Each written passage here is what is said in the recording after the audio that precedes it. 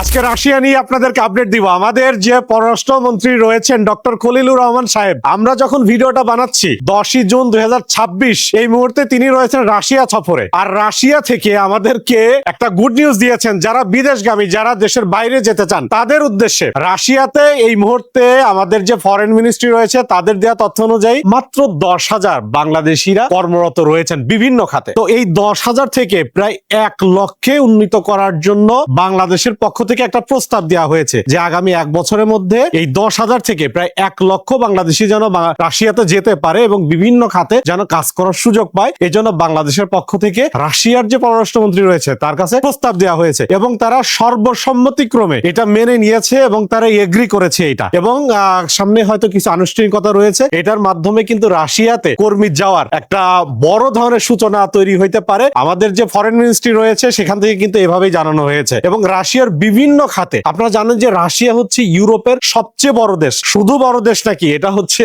বাংলাদেশের তুলনায় প্রায় 115 গুণ বড়। মানে 115টা বাংলাদেশ যদি রাশিয়াতে যদি আপনি বসায় দেন এটা ফিট হয়ে যাবে। মানে এতটা বড় একটা দেশ, সেখানে মাত্র 10,000 বাংলাদেশি কর্মরত রয়েছেন। এটা কি মানে আপনি কিভাবে নিচ্ছেন বিষয়টা? যেখানে আমাদের প্রতিবেশী দেশের লোকজন, প্রতিবেশী বলতে কাদেরকে মিন করতেছি আপনারা হয়তো বুঝতে পারছেন, তাদের অভাব নেই রাশিয়াতে। ভাই আমরা কেন পিছায় গেলাম, আমরা কেন যেতে পারলাম না? রাশিয়ার যে এত বড় একটা শ্রম বাজার, বিভিন্ন সেক্টরে কাজের কিন্তু সুযোগ রয়েছে, কিন্তু আমরা কিন্তু সেখানে কর্মী পাঠাতে পারছি না। তো দেখেন, রাশিয়ার যে নিয়োগটা হয় সেটা সাধারণত বুয়েসেল এর মাধ্যমে, সরকারি যে এজেন্সি, যেটা সরকারি প্রতিষ্ঠান বুয়েসেল, তাদের মাধ্যমেই কিন্তু রাশিয়াতে যাওয়ার একটা বড় ধরনের সুযোগ কিন্তু হয়ে থাকে বাংলাদেশিদের জন্য। এছাড়াও বিভিন্ন এজেন্টের মাধ্যমেও যাওয়া যায়। তবে এইটা নিয়ে আজকে আমি কিছু কথা বলবো, আপনারা মন দিয়ে ভিডিওটা দেখবেন, ভিডিওটা বেশি বেশি করে শেয়ার করে আপনার প্রোফাইলে রেখে দিতে পারেন। দেখেন, এজেন্টের মাধ্যমে গেলে কি কি সুবিধা অসুবিধা, বুয়েসেল এর মাধ্যমে গেলে কি কি সুবিধা অসুবিধা, এটা নিয়ে আগে আমি বিস্তারিত কথা বলি। ফার্স্টেই বলি হচ্ছে বুয়েসেল এর মাধ্যমে গেলে কি কি সুবিধা অসুবিধা। বুয়েসেল এর মাধ্যমে যারা যাওয়ার চেষ্টা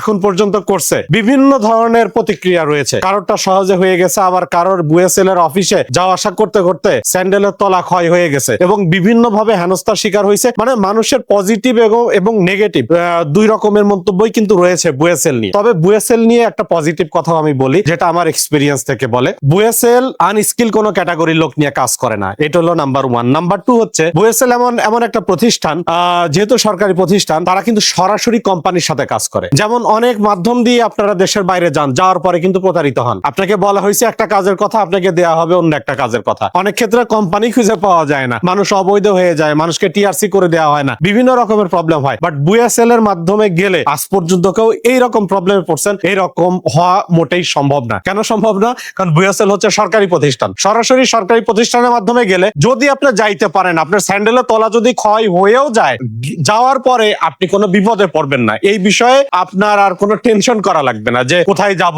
মানে আপনার সাথে যা এগ্রিমেন্ট হবে কোম্পানি আপনাকে সেইটাই দেবে। বুয়েসেল এর সাথে কোনো নয় ছয় নেই। কিন্তু বুয়েসেল এর মাধ্যমে যাওয়াটাই চ্যালেঞ্জিং। একদম ক্লিয়ারলি বললাম, বুয়েসেল এর লোকজন হয়তো দেখলে বিষয়টা অন্যভাবে নেবে, কারণ বুয়েসেল নিয়ে ভাই অনেক ধরনের নেগেটিভ কথা আমাদের শুনতে হয়। কারণ বুয়েসেল নিয়ে আমরা অনেকগুলো ভিডিও বানাইছি, সেখানে অনেকেই অনেকভাবে কমেন্ট করছে। যাক, ওইটা পরের কথা। আমরা চাই সরকারের বুয়েসেল এর উপরে একটু নজর দেওয়া উচিত, যেহেতু সরকারি একটা প্রতিষ্ঠান, সরকারি রিক্রুটিং এজেন্সি এটা। তো এটার মধ্যে কিভাবে স্বচ্ছতা আনা যায়, জবাবদিহিতার মাধ্যমে মানুষ যেন সুন্দরভাবে, মানে কোনো ধরনের ঝামেলাহীন ভাবে যেন মানুষ যেন এই বুয়েসেল এর মাধ্যমে বিভিন্ন দেশে যেতে পারে, এ বিষয়ে সরকার আমার মনে হয় যে এখানে একটু নজর দেওয়া উচিত। এই হলো বুয়েসেল নিয়ে কথা। দ্বিতীয়ত হলো এই যে 1 লক্ষ যে কর্মী যাবে, এটার বেশিরভাগ কিন্তু বুয়েসেল এর মাধ্যমে যাবে। এটা একটু করে বলে রাখলাম আপনাদের। এই আগামী 1 বছর দেখবেন যে খুব দ্রুতই বুয়েসেল এর যে Facebook page, official Facebook page বা ওদের যে ওয়েবসাইট আছে, সেখানে নিয়োগ বিজ্ঞপ্তি আসবে, আপনারা হয়তো পাবেন এটা ইনশাআল্লাহ। আর এখন এজেন্টের মাধ্যমে যাওয়ার কিছু সুবিধা অসুবিধা বলি। এজেন্টের মাধ্যমে গেলে আপনার স্যান্ডেলের তলা খুব একটা ক্ষয় হবে না। এজেন্টকে আপনি যেভাবে বলবেন, বা এজেন্ট আপনাকে খুব স্মুথলি আপনার কাজগুলো করে দেবে, বা আপনাকে এখানে খুব একটা হেডেক নিতে হবে না। কিন্তু এখানে কিছু ঝামেলা আছে। ঝামেলা হলো সম্প্রতি কিছু দেখা গেছে এরকম, রাশিয়া থেকে অনেকে ফেরত চলে আসছেন বিভিন্ন এজেন্টের মাধ্যমে, যে তারা প্রতারিত হয়েছেন। তাদেরকে বলা হয়েছে একটা কাজের কথা, যাওয়ার পরে দেখা গেছে অন্য কিছু। আবার অনেকের তো এই যে বিভিন্ন ভাবে এক কাজের কথা বলে নিয়ে গেছে, সেখান থেকে আবার নাকি বিভিন্ন যুদ্ধে টুদ্ধে পাঠিয়ে দিচ্ছে, এরকমও শোনা যাচ্ছে। বাট এই বিষয়গুলো আপনারা যাচাই বাছাই করবেন। এরকম আমরা মানুষের মুখে থেকে শুনেছি আর কি, এই জন্য আপনাদেরকে কথাটা বললাম। তবে এজেন্টের মাধ্যমে গেলে আপনার হয়তো কোনো ঝামেলা হবে না, আপনি ঝামেলাহীন ভাবে যেতে পারবেন। আপনার খুব বেশি কষ্ট করতে হবে না, যা যা ডকুমেন্টস দরকার সেগুলো এজেন্টকে দিয়ে দিলে সে আপনার হয়তো কাজগুলো করে দেবে। কিন্তু যাওয়ার পরে যে কি হবে, এটা নিয়ে ভাই কোনো কিছু গ্যারান্টি দিয়ে বলা যায় না। কিন্তু বুয়েসেল এর মাধ্যমে একটা বিষয় আছে যে যাওয়ার পরে পরে আপনি কোনো সমস্যায় পড়বেন না। এই হচ্ছে এজেন্ট আর বুয়েসেল এর মধ্যে পার্থক্য। তবে ভালো এজেন্ট অবশ্যই রয়েছে, যারা ভালো এজেন্ট, যারা ভালো রিক্রুটিং এজেন্সি, তাদেরকে আমরা অ্যাপ্রিসিয়েট করি, তাদের জন্য দোয়া করি। তারা বাংলাদেশের মানুষের জন্য অনেক ভালো ভালো কাজ করে, তাদের জন্য আমরা দোয়া করি। কিন্তু এই যে কিছু উল্টাপাল্টা লোকজনের কারণে এই এজেন্সি গুলোর বদনাম হয়। অনেক ভালো এজেন্সি নিয়েও মানুষ আঙুল তোলে, বা অনেক ভালো এজেন্সি নিয়েও মানুষ অনেক কিছু বলে, মানে গুটি কয়েক কিছু অসাধু এজেন্টের কারণে। তবে আমরা যারা ভালো তাদেরকে ভালো বলবো, যারা খারাপ তাদের মুখোশ উন্মোচন করবো ইনশাল্লাহ আমাদের এই পেজের মাধ্যমে। ভিডিওটা ভালো লাগলে একটু শেয়ার করে দেবেন। আর একটা বিষয় হচ্ছে, রাশিয়া নিয়ে একটা সতর্কতা আপনাদের দিয়ে দিই। রাশিয়াতে তো বিভিন্ন সেক্টরের কাজ আছে, আপনারা চেষ্টা করবেন রেস্টুরেন্ট ওয়ার্কার, তারপরে ফ্যাক্টরি ওয়ার্কার, এরপরে মানে এক কথায় ইনডোর কাজগুলো করার চেষ্টা করবেন, মানে ঘরের ভিতরে থেকে করা যায় এরকম কাজ করার চেষ্টা করবেন। ঘরের বাইরে মানে আউটডোর কাজ থেকে বিরত থাকার চেষ্টা করবেন। এটা কেন বললাম ভাই? রাশিয়ার যে টেম্পারেচার রে ভাই,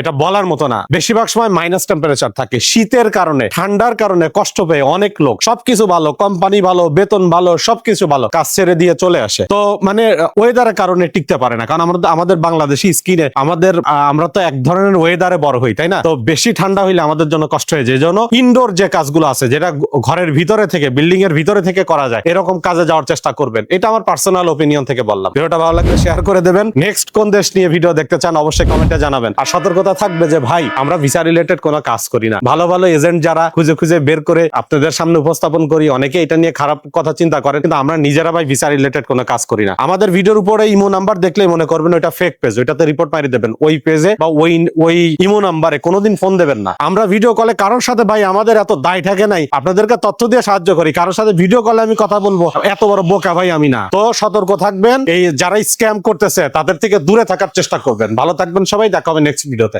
আসসালামু আলাইকুম।